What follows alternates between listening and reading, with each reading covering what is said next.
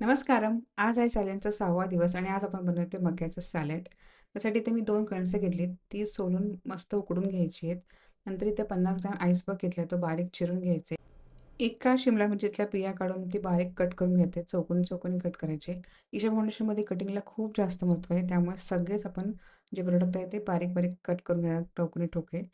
काकडी ही मी कट करून वरचं टोक असं घासून घेतले, जेणेकरून काकडी कडू लागत नाही असं केल्याने, म्हणून तसं केलेलं आहे. टोमॅटोतल्या पण बिया काढून तो बारीक कट करून घ्यायचा आहे.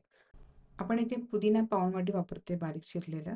त्यानंतर आपण इथे ड्रेसिंग तयार करतोय सॅलड ड्रेसिंग. त्यासाठी अर्धा लिंबू, चवीनुसार मीठ, काळी मिरी आणि साधारणतः 1 पळी ऑलिव्ह ऑइल घेतलेलं आहे. छान फेटून घ्यायचे.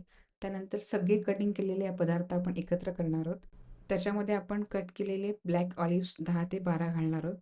त्यानंतर त्याच्यावरती आपण ड्रेसिंग तयार केले सॅलड ती यात घालायचे. सगळे जिन्नस एकजीव करून घ्यायचे आहेत आणि मस्त कोथिंबीर घालून आपण सर्व्ह करणार आहोत. खूप भारी दिसते रे.